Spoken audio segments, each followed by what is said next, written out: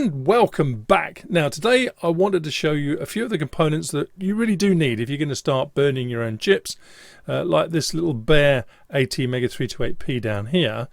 Now it's alright using a spare Arduino and connect it up with DuPont cables and whatnot, but it's not really ideal.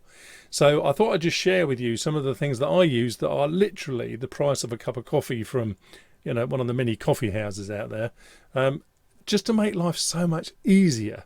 And once you've got them for life, haven't you? So if you're going to burn a chip like this, or indeed you have a standard Uno that you just want to play about with and say, do you know, I want this standard Uno to run without the crystal bit operating, which you can do quite happily.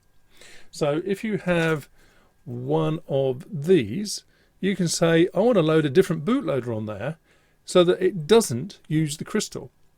Or you can say, I want to load a program on here that doesn't use a bootloader at all. And in fact, we'll talk about bootloaders and the benefits and so on a little bit further on. Now, first things first. Let's have a message from our sponsor who makes this video possible. I just wanted to mention my sponsor for this week. It's China's leading electronics components distributor, LCSC Electronics. From their warehouses in Shenzhen, China, and with more Asian brands and lower prices, they can pick and ship our orders in just 4 hours. And all their components are sourced from authorized distributors or directly from their Asian suppliers at very competitive prices. And if you have many components to buy, you can import your bill of materials BOM file directly into their website. Try it now. And if there's time later on in the video, we're going to be talking a little bit about PCB design, what it means, how you get started, because obviously as a beginner, as I was not so long ago, things are quite complicated really.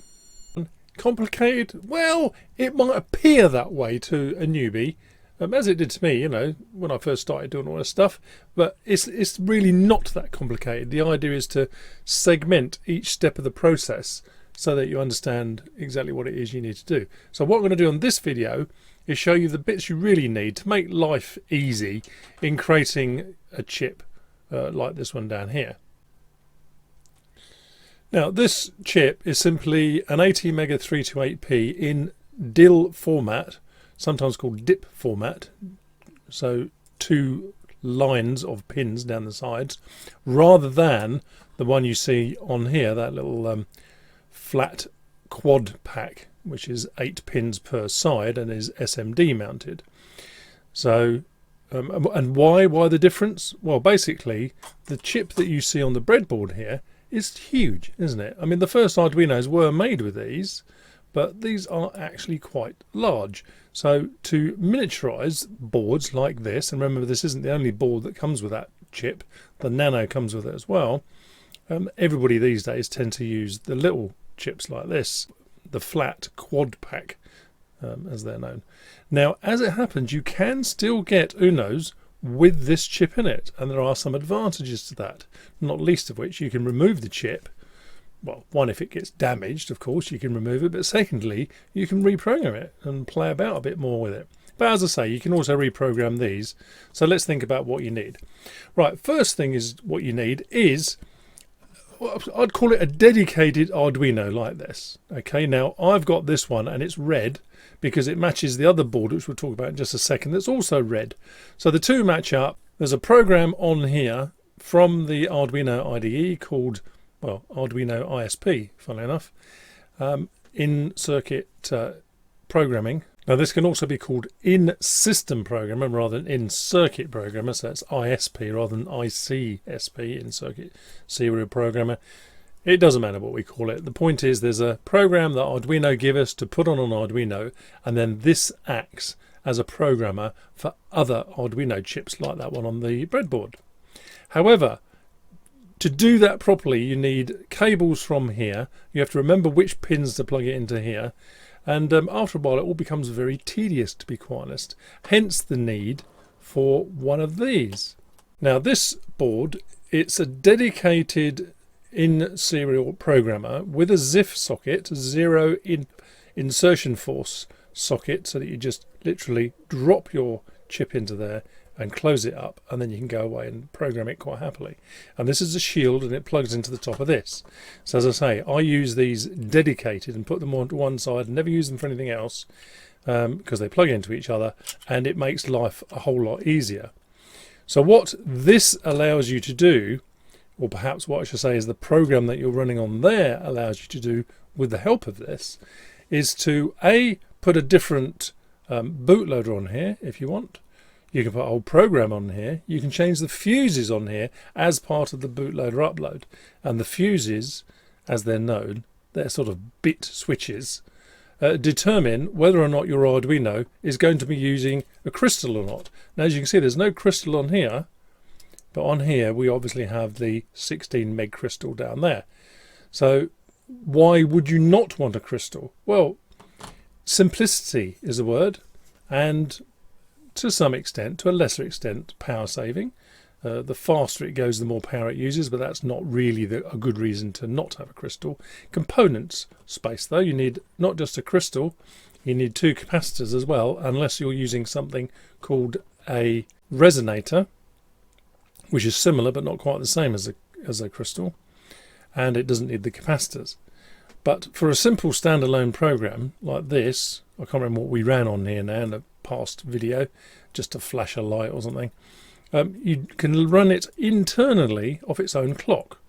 So that makes sense to run an internal oscillator, 8 megahertz, no crystal, but the only way you can get it to do that is by updating the fuses, the 1-bit flags effectively. And yes, whilst you can run cables from here to here, it's a pain in the bum, I can tell you, and that's why I'd say get one of these for the price of the cup of coffee, pretty much. Anyway, let's see where we can get these from. Right, this is the first place I looked on eBay. Now, I did actually try to get exactly the same one as I had. Just flip back here again. If you notice, this says Open Smart. Over here, Open Smart, and you just about read it. Now, that's a brand, and they do a whole documentation, little booklet that goes with it. Very, very useful. But, well, as soon as you've invented something like this, of course, people will copy it because it is all open source and you're allowed to do that. So the one we have here is a copy because it does not say Open Smart on it. But apart from that, although I've had a reasonably close look at it, it's pretty much identical.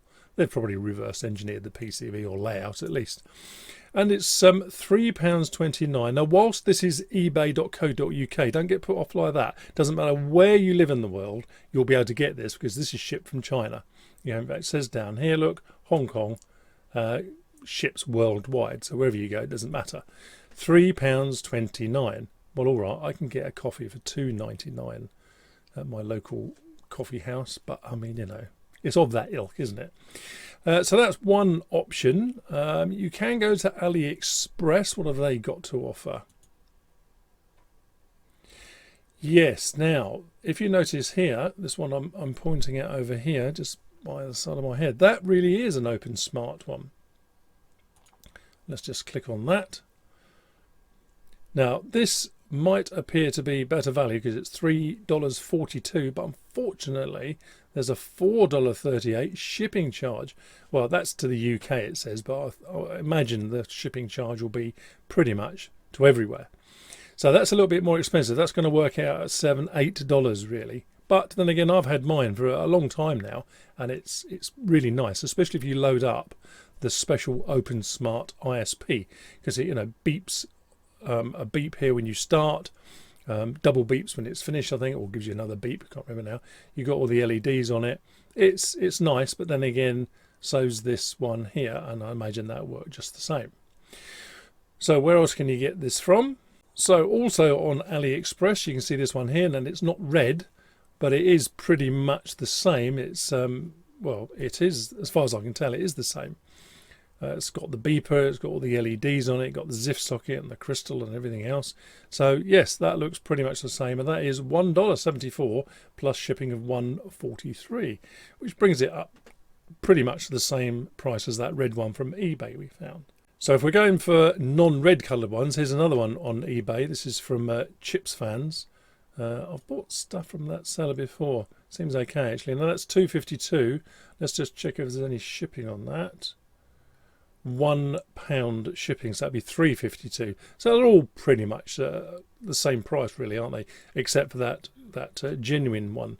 Well, we say genuine, it had the OpenSmart logo on it. Now, I did look on Amazon, but unfortunately there was one initially, because I had one on this page and it was sitting here for a couple of days, and unfortunately then it disappeared. So obviously the seller has decided not to sell anymore on Amazon. And Banggood, which is one of my favourite sites because they ship stuff really quick, or can do. I mean, default is 7 to 20 days, and you can get it between 4 and 7 days if you pay a little bit more. They don't do this particular module at all. But there's other modules that you can use as well for this. So let's go back to the workbench and have a look. Now, the other thing you need, you can just about sit on the workbench there, it's one of these. Now, this is called a USB ASP, and this is V2.0. I don't think you can get any other version at the moment. It's just something you plug into your USB socket on your PC or laptop or whatever. Comes with this long cable. It normally terminates in a 10 socket thing at the end here, but I've got an adapter plugged in to make it the same size, 6-pin, that plugs into Unos and things like that on that socket there. Now you might say, hang on, this is something different again? Yes, it is. Now this is the in-circuit serial programmer, and what this allows you to do is to program the Arduino on a board like this via what's known as the ICSP, in-circuit serial programmer. It writes to the chip using SPI and does not require a bootloader. And if you are short of space for a particular sketch, taking away the bootloader, which could be anything from 500 bytes to 2000 bytes, depending on which one you're using. The OptiBoot one is the smaller and is generally used these days. 500 bytes could be the difference between squeezing that sketch in or not. So using one of these USB AVR things is something I do quite often actually. It's just as quick as using any other method. Let's see how much they are first before we get carried away. Now this is something that Banggood does sell, the very first item that's come up here when I've typed in AVR programmer. So it's USB ASP, 3.3 or 5 volts. There's a little, what do you call it, jumper on top of it. You can change it. And it's $3.59 with free shipping, which sounds like, well, about the price of a cup of coffee, doesn't it? And there's various other options on this page, which I haven't really delved into that much. But as you can see, there's other ones over here. This one over here is actually slightly cheap. It's $2.59. I don't know why. I haven't really been down there yet. I mean, if it's the same, or maybe it hasn't got the 6-pin adapter on it. I don't know. Just make sure you do get a 6-pin adapter, otherwise you won't be able to plug it in properly. Who else sells this? So AliExpress sells this as well. Here's one. As you can see, it says $1.10 to $1.53 with shipping at 95 cents, and that definitely does have the adapter, which you can see there. And they have various other options as well, which you might want to have a look at, including that board that we just mentioned previously. So what does all this actually give you though? Well, we've talked briefly about what this one does, plugged into there. It basically allows you to load up into a bare naked chip like that, either the fuses that you need to change these bit flags to say, I want you to run at 8 megahertz and I don't want the brownout detector on, thank you very much, or I want to change the voltage at which the brownout detection kicks in, because after all, if you're running on 5 volts, do you really want brownout detection at 4.7? You might think, no, as long as it's above 3.3 volts or something, I'm happy. I don't want anything funny happening. I don't want my board reset. So you can change all that. Now, there are some fuses you perhaps don't want to muck about with, but there are other fuses that are very helpful. For example, if you're writing to this and you've got it running for a while and you want to update it, there's an option on the bootloader flags to say, when I upload a new program to here via one of these, do I want you to zap the EEPROM as well? You might go, well, no, I've got 3 weeks worth of data stored in my EEPROM and I'd like to keep that really. I'm just updating the program. Well, the flags in the bootloader will allow you to change that, so you can put this chip in there, load up the new program, the sketch, but leave the EEPROM unaffected. So it allows you that sort of flexibility. And of course you can, well, you can change the program on a standard Arduino or something with an ICSP connector using one of these, and this will splat over any bootloader you've got, because that's the whole point of it, and it's just as quick and easy. Now, one of the questions you might have is, why on earth would I want to go to the trouble, well, it appears like to be trouble, to put my program on a bare chip like this rather than just keep it on a standard Uno? And the most common reason is that you want to run your project using a chip like this on batteries. And if you want to run it on batteries and have deep sleep method invoked on here, so it will last for months and months on a battery, you certainly can't use one of these Uno boards, because, well, the current on one of these boards like this is something like 30 to 40 milliamps when it's normally running. Because as part of the design, not only have you got this chip in the middle, you've got other chips at the back, like this is the USB to serial converter with its crystal, various other LEDs, they suck the power out of it, and there's a lot going on one of these boards. So you couldn't run one of these boards on a battery for more than, you know, a day or two perhaps, if that.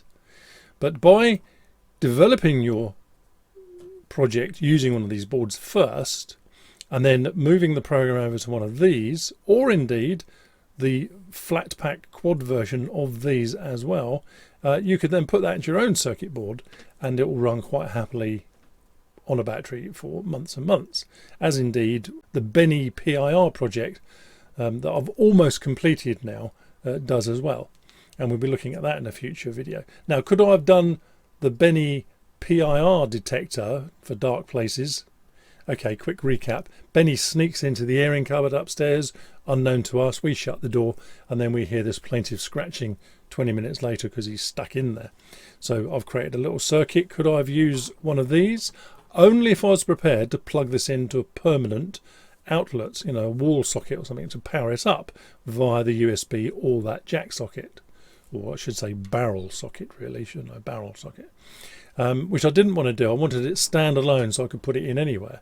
Well, the absolutely only way to do that, to be quite honest, is by creating your own circuit, whether it's one of these chips or, as I say, one of those chips. But you do need to make your own circuit up, your own PCB and everything else. Not difficult, but it certainly can be time consuming. Now, there are other options. For example, in previous videos, we've looked at a couple of little boards you can buy for next to nothing. This one, for example, this is in fact a 328PB board, but you could easily take a board like this, take off the LED and possibly even that chip, or the voltage regulator, that one under my thumb there, that's a voltage regulator, and you'd have pretty much a bare board there, but it does require desoldering a couple of things. Or there's even a simpler one, this one here. This is pretty bare. It's probably got a couple of LEDs on it that could come off, and as you can see, those 6 holes there are for the ICSP programming, so that we can program the thing using this. No bootloader required. What's that? Why do we have a bootloader at all? Well, good question. To make life easy for developers using Arduinos, each Arduino, cloned or otherwise, is shipped with what's known as a bootloader on that chip, and a bootloader is nothing more than a small program already running on here, which you can upload, and if you're capable enough you could even rewrite the bootloader. Many people have done so, which is why we now all run the OptiBoot bootloader, because somebody clever enough has said that original bootloader by Arduino, good as it was, took up almost 2K of programming space. Well, we can't afford to lose that much, so they rewrote it, and now we have an OptiBoot bootloader that takes up something like 500 bytes. So what does the bootloader actually do? Basically, as soon as you apply power to this chip, there's a little flag inside, part of those bit flags that I was telling you about, the fuses, that says, where should I start running the program from? Should it be at memory address 0, or do you want me to go somewhere else? So what they've said is, oh no, don't go to 0, go to this particular address, you know, hex 3C80, whatever it is, to run the special bootloader program. And all the bootloader program does is say, whoa, just 1 second while I check the USB signal coming in to detect whether or not you're trying to upload a program to me at this point. and there's a couple of seconds delay while it tries to figure out the voltages and all that, and it goes, no, you're not trying to upload a program to me. I'll just now tell the processor, the microcontroller, to go back to the original address at memory location 000 and start running your sketch. Well, the sketch that's on here anyway. And that's all the bootloader does. Okay? It's ease of use, convenience, if you like. Now, if you're not worried about that, if you think, well, I'm not going to program via the USB socket, then I'm just going to pretend it's not there at all. I'll program via the ICSP connector here using one of these devices, which you also plug into your USB anyway, and then put that on there. That's absolutely fine. You can do that. The downside is that any serial output from this program then that's running on here has got nowhere to go. You still have to put a USB socket in here to get the serial output from here. The serial goes from here to here to here to your PC. So you still need an extra cable. And once again, we're coming back to the convenience factor. Now, there's one final question you've probably thrown my way, is like, I like this, the way I can upload a bootloader to it and change those fuses. And you can change the fuses without actually uploading the bootloader, but it doesn't matter. If you don't want a bootloader, load the bootloader up with the correct fuses set, and then when you load the program up, it will just splat over the top of the bootloader like it's not there.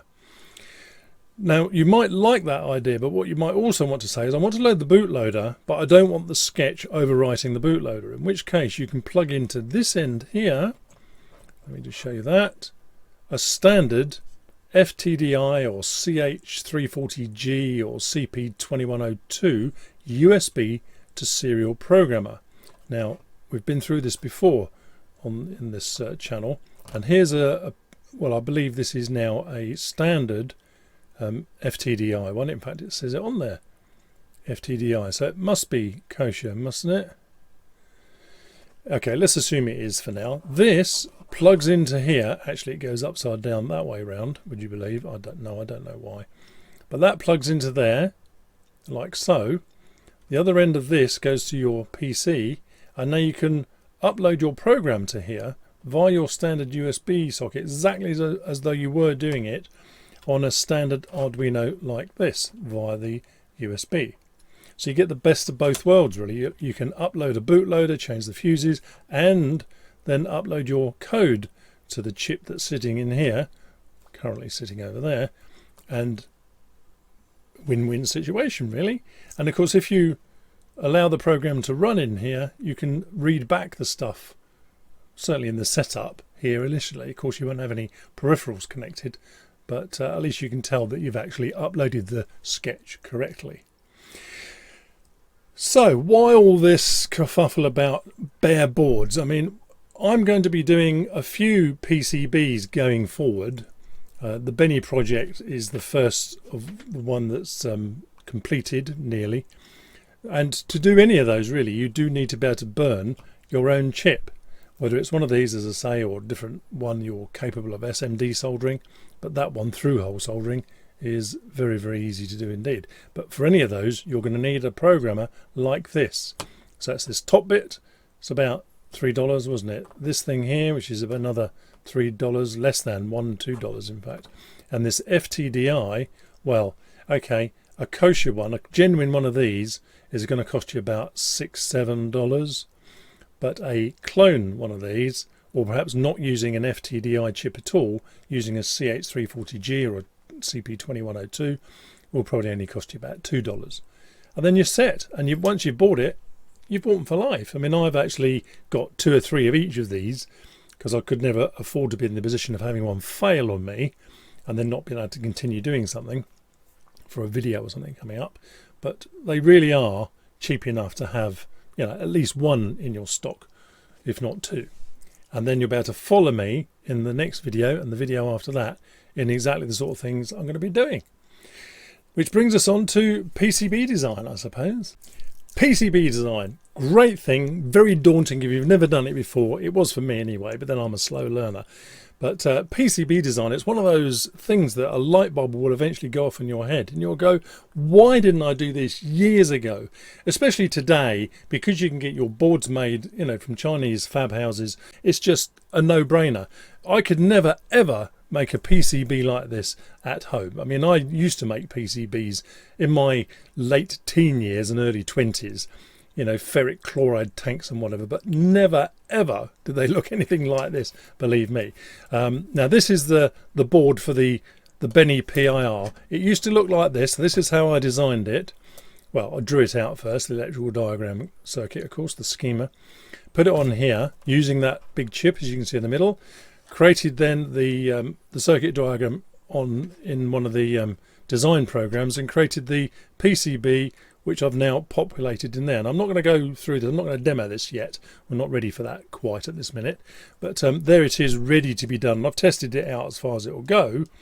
But as you can see, for me to make this particular project, I needed this custom PCB. There's no way I could have done this using a standard Arduino because I couldn't run it on batteries. Now, some of you are going to go, whoa, hang on a minute, what about the Pro Micro and things like that, where you've hardly got anything on it and you can probably take off the single LED. But if you're going to do that, you might as well make a custom PCB for the actual circuit you need and make it exactly what you want. Well, that's my view. Yours might differ.